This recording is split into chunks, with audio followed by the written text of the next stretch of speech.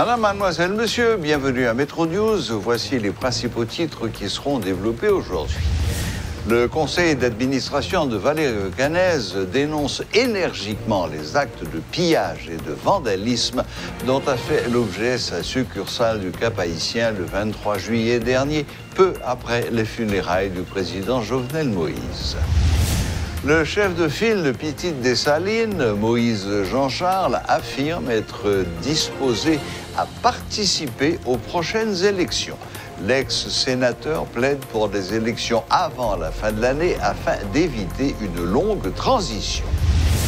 Une marche pacifique a été organisée ce mercredi afin de rendre un hommage aux personnes tuées récemment à Delma 32. Plusieurs regroupements, organisations et associations politiques et de la société civile ont pris part à cette initiative.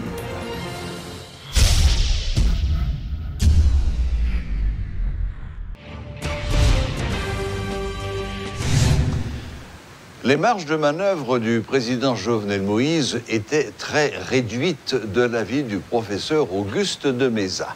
Selon lui, le chef de l'État avait un mauvais entourage qui l'a poussé à faire de fausses promesses qu'il ne pouvait pas tenir. M. de Meza estime que Jovenel Moïse était un homme isolé jusqu'à son assassinat. Jovenel Moïse n'a jamais choisi ses premiers ministres. Il les nommait. Il y a une différence entre choisir et nommer. C'est pourquoi à mon avis, il ne les a pas choisis. Il les a nommés. Tous les premiers ministres sont issus de la structure politique ayant conduit Jovenel Moïse au pouvoir. PHTK. PHTK. Et alliés. Il faut ajouter le allié. Les alliés sont nombreux et importants aussi dans cette mascarade. Le seul ami que Jovenel Moïse ait nommé ministre, c'est dans son dernier cabinet, avec M. Dorneval, qui était ministre de la Défense, qui était son ami. Même au niveau de son cabinet, M. Moïse n'avait pas d'amis. Il avait des gens qu'il a rencontrés lors de son entrée en politique. Il est arrivé avec un ami au niveau de son cabinet, c'est Dorville, des Gonaïves, qui était le président de la Chambre de commerce et d'industrie et des professions de l'Artibonite, et Jovenel Moïse était le président de la Chambre de commerce, d'industrie et des professions du Nord-Ouest. On a fait porter à Jovenel Moïse, un costume trop étroit. Il était, pour moi, sous contrôle. Il n'a jamais pu réaliser, quelle que soit sa promesse, parce qu'il y avait un ensemble d'obstacles. Même la caravane a été un échec patent, parce qu'il ne fallait pas, dès le départ, que le candidat, accident, Jovenel Moïse devenu président, mais il ne fallait pas que le président Moïse réussisse, dès le départ. Les gens qui entouraient M. Moïse avaient chacun sur leur épaule gauche un régime figue-banane. Et à chaque pas, il mangeait une banane et glissait la pelure sous ses pieds. Parce que, est-ce que M. Moïse est coupable? Oui, on ne va pas en discuter, parce qu'il était le président élu. M. Moïse avait pour mandat de l'équipe politique l'ayant conduit au pouvoir à garder le fauteuil au chaud. De réaliser très peu de choses, juste pour garantir le retour triomphal du propriétaire du fauteuil. Vous parlez de qui dans long? De M. Martelly et par la suite de M. Lamotte. En 4 ans et demi, on n'a jamais permis à Jovenel Moïse de terminer les constructions entamées. Il a été bloqué par ses nouveaux amis rencontrés en cours de route. Nouveaux amis politiques et nouveaux amis du secteur des affaires. Il avait des tentatives de prendre les choses en main en annonçant des choses, pour sortir de ce stade de marionnette. Mais il n'a jamais pu réaliser complètement et totalement ses projets. Il y a toujours eu des obstacles. Dès le départ, il ne fallait donner aucune opportunité à M. Jovenel Moïse de réussite. 3 semaines après l'assassinat du président Jovenel Moïse, les lignes commencent à bouger en ce qui a trait aux discussions entre les acteurs politiques. Le chef de file de Petite Dessalines, M. Moïse Jean-Charles, affirme être disposé à participer aux prochaines élections. Rappelons qu'il s'était retrouvé dans les 5 premières places lors des dernières présidentielles. L'ex-sénateur Jean-Charles est critique des dirigeants de l'opposition qui l'accusent de nager en eau trouble. Le leader de gauche est proche du président vénézuélien Nicolás Maduro et condamne régulièrement les interventions des puissances étrangères dans la crise haïtienne.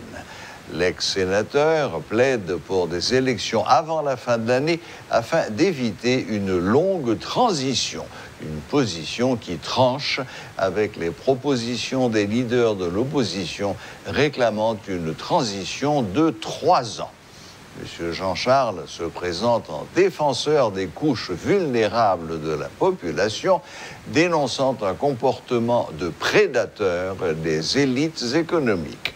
Ancien conseiller de René Préval et ancien proche du chef de file de Formil-Lavalas Jean-Bertrand Aristide, M. Jean-Charles est réputé pour être un acteur politique majeur. Il a en maintes occasions pris la posture de chef de file de l'opposition. Comme nous l'avons dit en titre, le conseil d'administration de Valerio Canese dénonce énergiquement les actes de pillage et de vandalisme dont a fait l'objet sa succursale du Cap-Haïtien le 23 juillet dernier, peu après les funérailles du président Jovenel Moïse. Le conseil déplore que des personnes mal intentionnées aient pillé le magasin sans tenir compte des sacrifices consentis pour parvenir à implanter une telle infrastructure dans le département du Nord. Rappelant que Valerio Canese fait partie des plus grands contribuables, le conseil d'administration demande aux autorités d'assumer leurs responsabilités pour rétablir un climat sécuritaire dans le pays. En outre, le conseil d'administration de Valerio Canese invite la population à mettre en avant les valeurs de fraternité, de convivialité et de concorde pour construire une société plus juste fondée sur un état de droit. Notons enfin que, selon le conseil d'administration de Valerio Canese, le pillage de la succursale du Cap haïtien a fait plus de 2 millions de dollars de dégâts. Après plusieurs jours de pénurie d'essence dans les stations-service, les autorités sont sur le point de résoudre ce problème. En effet, elles annoncent l'arrivée de plus de 200 000 barils de diesel et 45 000 barils de kérosène. Le bateau est déjà accosté au terminal de Thor depuis le mardi 25 juillet. Il faut souligner que durant cette période de pénurie, la spéculation illicite a gagné du terrain en dépit des menaces des autorités rappelant l'interdiction de la vente de produits pétroliers sur la voie publique. Plusieurs regroupements, organisations et associations politiques et de la société civile ont rendu hommage ce mercredi aux personnes tuées récemment à Delma 32. L'objectif de cette activité était de demander justice pour ces victimes. Suivez ce reportage de Sheila Louis-Joseph. C'est dans une ambiance de rara que des militants politiques ont commencé par honorer la mémoire des personnes tuées récemment à Delma 32. Réunis au beau milieu du carrefour, ils sont quelques dizaines d'hommes et femmes à porter des t-shirts blancs sur le dos desquels on peut lire clairement « Moun Delma 32, Pape Jamblié-nous ». Didier Benel, coordonnateur national adjoint de l'organisation dénommée Alliance PEP, replace cette activité dans son contexte. Pour qui ça nous choisit Delma 32? C'est parce que le dernier massacre qui était fait sous présent Jovenel Moïse, c'est dans Delma 32 qu'il était fait. Et au niveau de Delma 32, nous avons perdu un paquet de camarades. Tout le monde connaît qui bataille, que Gabi Geoffroy a mené pour la police, pour des séries de jeunes garçons et jeunes femmes qui ferment les dossiers dans l'université, qui viennent rendre la société en service.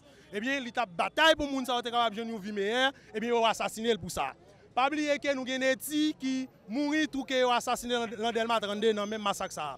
Pas oublier nous avons Diego Charles qui est un journaliste encore qui a assassiné dans le drame ça. À peu près 20 à 25 personnes ont assassiné dans le massacre qui était fait dans Delma 32. D'où la nécessité de rendre hommage à toutes les victimes, estime pour sa part un des dirigeants du secteur dit démocratique et populaire. Une cérémonie dont l'agenda est chargé, explique Daryl Balthazar. Menu en riche, on pose de fleurs, on a bougies, on a témoignages, on a parents victimes, tout et côté plus de monde mourir dans Delma 32 à rue de Saline, on va déposer un job fleur, la mémoire, tout le monde sait pour nous dire que yo pas mourir. Et ça fait aujourd'hui à nous dire c'est la vie on a célébré. Yo vivant parmi nous, et bien sans yo accès de engrais, la carte bataille là pour nous continuer pour bien-être de la population haïtienne pour nous capable retirer le peuple à la misère et recueillir les journée. Justice pour toutes les victimes des violences de ces dernières années, c'est ce que réclament les organisateurs de cette activité qui coïncide avec le 106e anniversaire du début de l'occupation américaine.